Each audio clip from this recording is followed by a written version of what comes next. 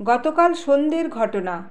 চশমার দোকান থেকে বেরিয়ে ওইটুকু রাস্তা আর হাঁটতে ইচ্ছে করছিল না। টোটোতেই চলে যাব বলেই ভাবছি।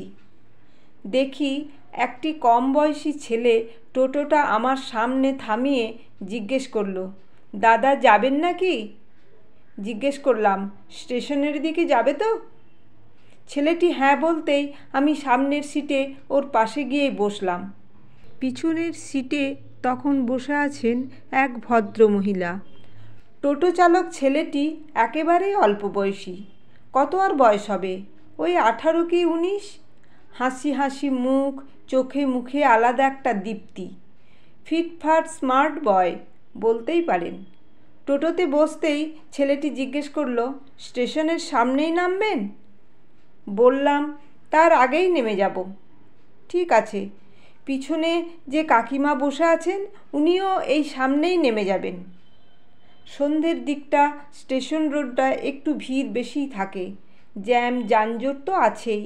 তার ওপর টোটোর সামনে পড়লো একটা বাস।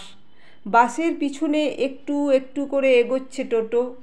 7 মিনিটের রাস্তা 17 মিনিট পার করে দেবে মনে হয়। ছেলেটিকে জিজ্ঞেস করলাম, কতদিন টোটো চালাচ্ছ? টোটোটা তো একেবারেই নতুন। ছেলেটি হেসে বলল, বেশি দিন না, তবে টোটোটা আমি শখে কিনেছি। কথাটা শুনে তো অবাক। বললাম, শখে? এ আবার কেমন শখ? হ্যাঁ, এটাই আমার শখ। কারো কারো বাইক কেনার শখ থাকে যেমন, তেমনি আমারও টোটো কেনার শখ ছিল। বাড়িতে বাবাকে বলতেই বাবাও তোমার মতো এই কথাই বলেছিল। বাবা বলল, টোটো কি হবে, বরং পরে একটা বাইক কিনে দেবো তোকে।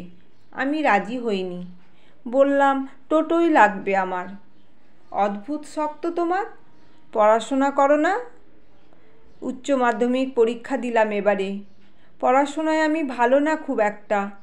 চাকরি বাকরি তো করব না, তাই আর পড়ব না। ব্যবসা করব। বাড়িতে বাবার ব্যবসা আছে। বাবাও খুব ভালোবাসে আমাকে। বলেছে, তোর যেদিকে ন্যাক সেদিকেই তুই যা, জোর করে চাপিয়ে দিলে হবে কি? টোটো নিয়ে বেরোই বিকেলের দিকে, বাইরেটা ঘোরাও হয় আর ইনকামও হয়। সময় নষ্ট করে লাভ আছে? তবে হ্যাঁ, আমি কিন্তু শখেই টোটো চালাই। শখ পূরণ আর রোজগার দুটোই একসাথে হচ্ছে। যা রোজগার হচ্ছে সেখান থেকে বাবাকেও কিছু দিচ্ছি। বড় হচ্ছি তো, বাবার কাছে হাত পাততে ভালো লাগে না। মা বলে, তুই টোটো চালাবি, লোকে কি ভাববে বল তো? আমাদের তো অভাব নেই যে তোকে টোটো চালাতেই হবে। আমি বলেছি, টোটো চালানো কি খারাপ? যারা ট্রেন চালায়, বিমান চালায়, তারাও তো চালাচ্ছে।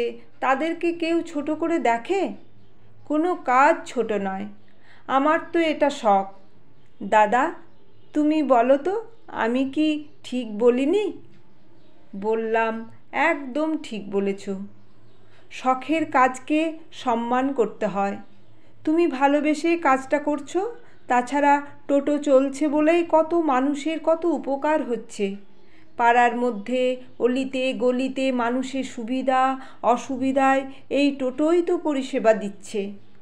অলিগলির মধ্যে তো আর ট্রেন বাস ঢুকতে পারে না। কথা বলতে বলতেই পিছনের সিটে বসা ভদ্রমহিলা নেমে গেলেন। মিনিট 2 পরে আমিও নামলাম।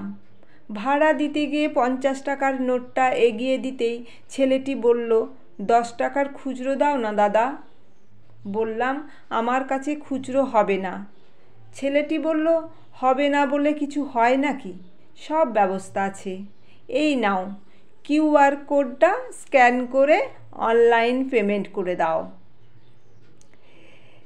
পেমেন্ট করতে গিয়ে ছেলেটার নাম উঠে এলো। বললাম, হীরক। ছেলেটি হেসে বলল, তবে আমাকে হিরু বলে সবাই ডাকে। আসি তাহলে, আবার দেখা হবে। মনে মনে ভাবছি, পথেই কত হিরুর মতো হীরক কণা থাকে, যারা মনটাকে ভালো করে দিয়ে যায় পথ চলতি মানুষদের, সাথে কিছুক্ষণের আলাপে মনের মধ্যে ভালো লাগার রেশ রয়ে যায়। মনে হয় আর একটু কথা বলি, আর একটু ওর থেকে জানি, কিন্তু মনে হলেও তো আর হয় না। ডেস্টিনি যতটা, তার মধ্যেই আমাদের সীমাবদ্ধ থাকতে হয়। জানি না ওর সাথে আর দেখা হবে কি না, কিংবা হতেও পারে। হিরুর কথায় সাই দিয়েই বললাম, নিশ্চয়ই দেখা হবে হিরু, ভালো থেকো।